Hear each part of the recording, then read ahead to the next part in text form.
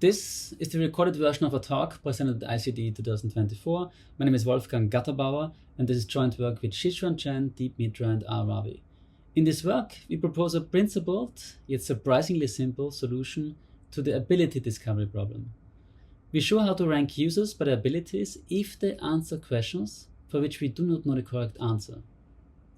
Let's start with an intuition for why we are interested in this problem. Imagine you are teaching a business strategy class, and in contrast to, say, a math or database class, the domain is constantly changing. In 1 year, Walmart is bigger than Amazon, the next year it's not anymore. Things are changing all the time. Now you face two challenges. One, how can you best help students learn in this dynamic setting?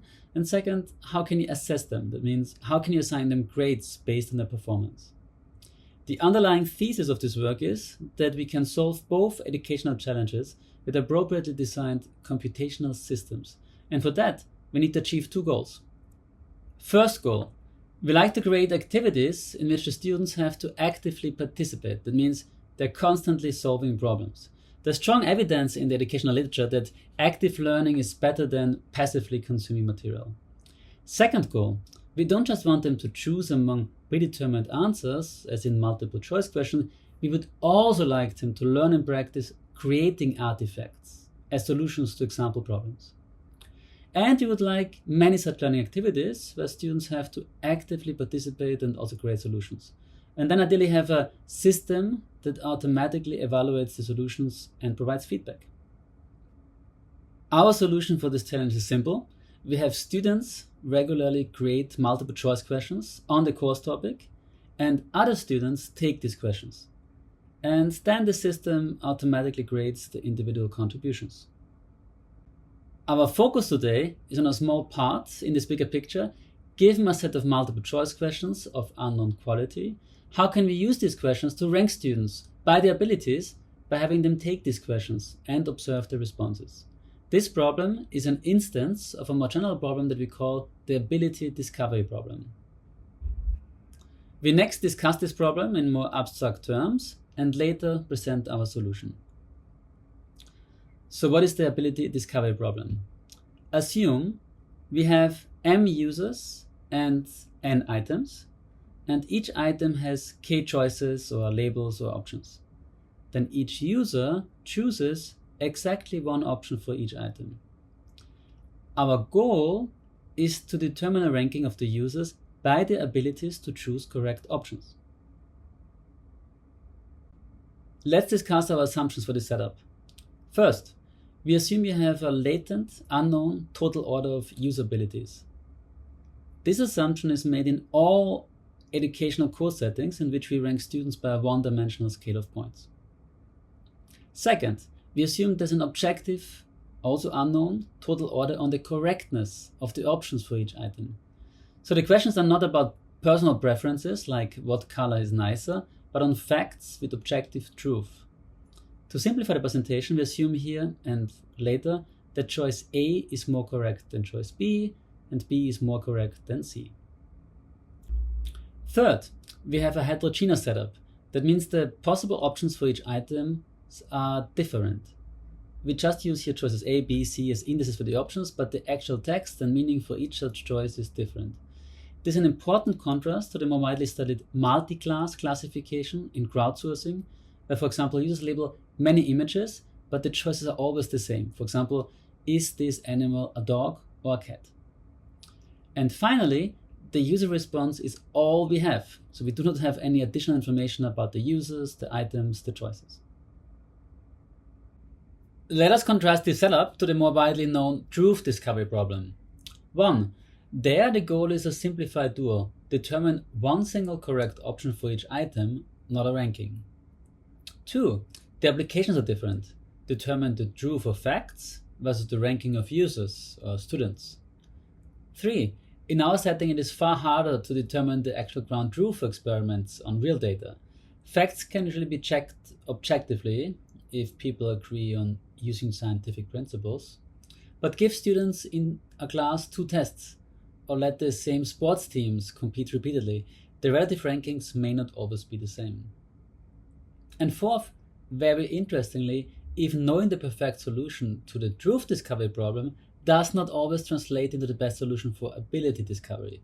That is surprising, and we showed in our experiments comparing various methods against what we call the true answer baseline, thus ranking users by how many questions they get right if you know which ones are right.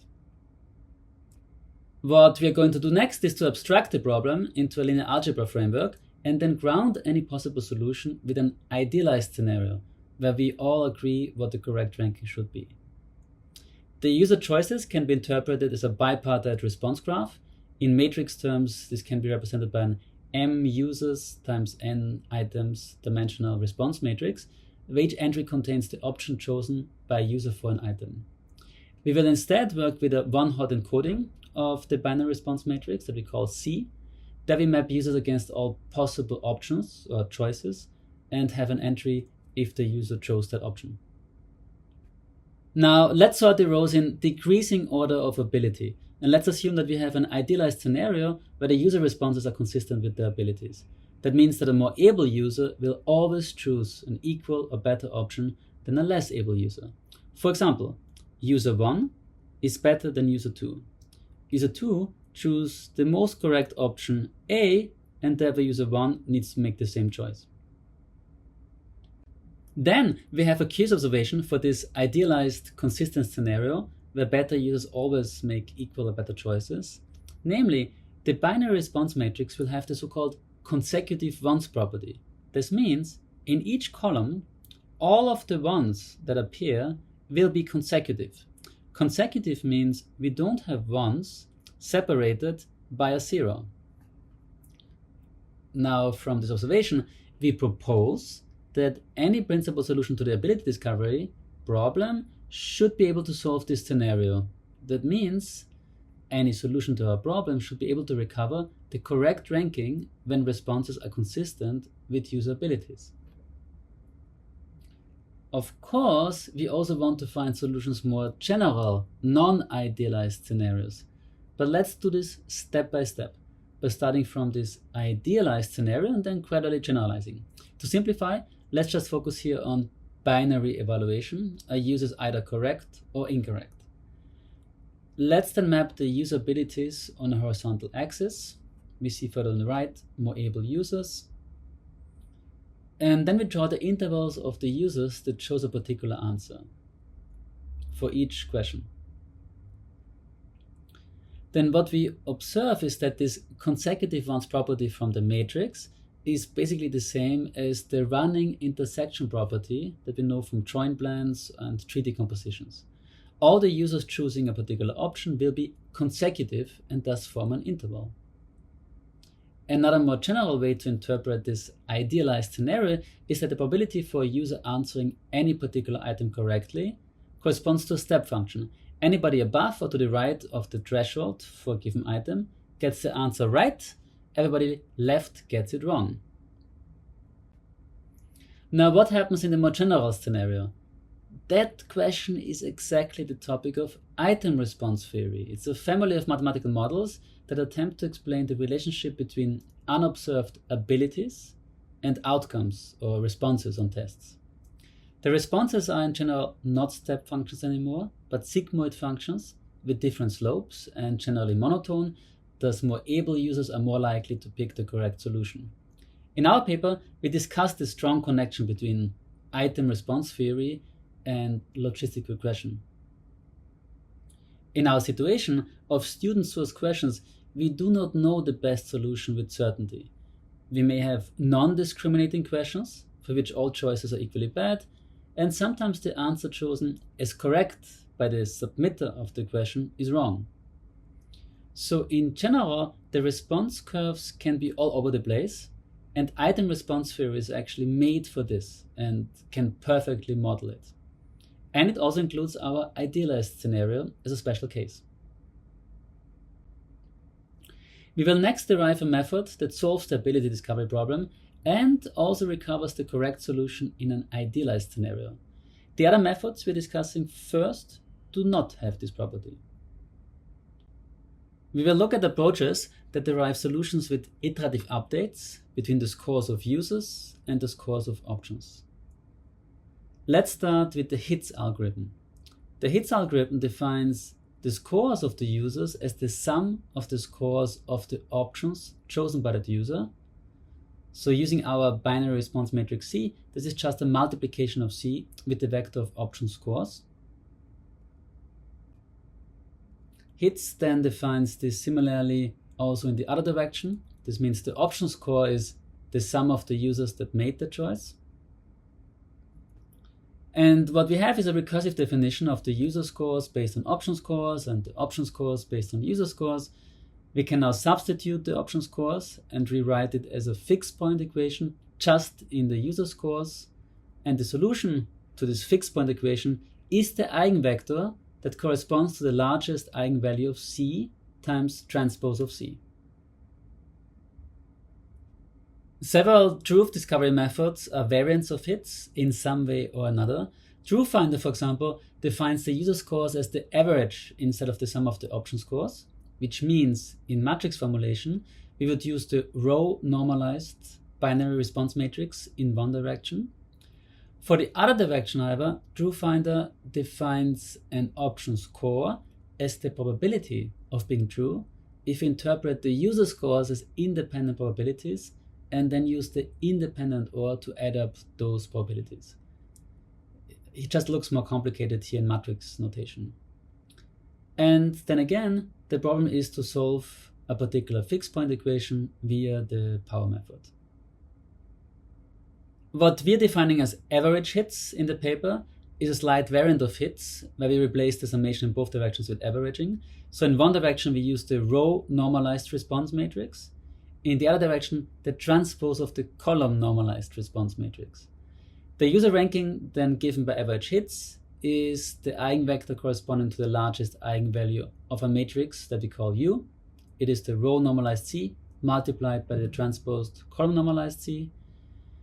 However, that is not what we are proposing in this paper as the solution to the ability discovery problem. Instead, what we propose is to use the eigenvector corresponding to the second largest eigenvalue of the matrix U. Because, as we prove in the paper, and that is not obvious, the second eigenvector recovers the consecutive one property of the response matrix if it exists. We call this approach HITSNDIFFS. Next question, how do we find the second eigenvector? So we find it as the first eigenvector of a modified problem. Namely, we extend the bipartite graph into a tripartite graph. On the very left, we add a layer in which we calculate the differences between user scores. So if you have 4 users, then we have 3 differences. The users are here in any order, not necessarily sorted, because we don't yet have that sorting. This can be done in linear algebra by multiplying with a difference matrix that we name S. In the other direction, we then have to add up the differences again, and we can achieve this by multiplying with a lower triangular matrix that we name T. What we are then getting is a variant of the earlier fixed point equation in which we calculate the delta scores instead of the S scores. Why is this now exciting? Well, because I said earlier, the second eigenvector of the U matrix recovers the consecutive ones property of C if it exists. And what we further show is that this vector is identical to the top eigenvector of U delta. Intuitively, what this extra third layer helps us achieve is that this resulting fixed point equation, in which we replace the matrix U with U delta, removes the effect of the largest eigenvector of U. And as a consequence, the second largest eigenvector can take over in the power method. So just using the power method, that means basic iterations until it converges, is enough to give us the desired solution. There are more exciting details in the paper, but for now let's conclude. We propose ability discovery as intuitive dual of truth discovery. We connect consistent responses in this setting to the consecutive ones property. We show how item response theory provides a natural theory for our problem and includes consistent responses as a special case. We propose a novel yet simple adaptation of the HITS algorithm that we call HITSNDIFFS for ranking users by their abilities. It can recover consecutive ones permutation when a unique such order exists. It can also handle inconsistent responses. And we have exciting experiments that show how our method compares across various situations and assumptions. Thank you for your attention.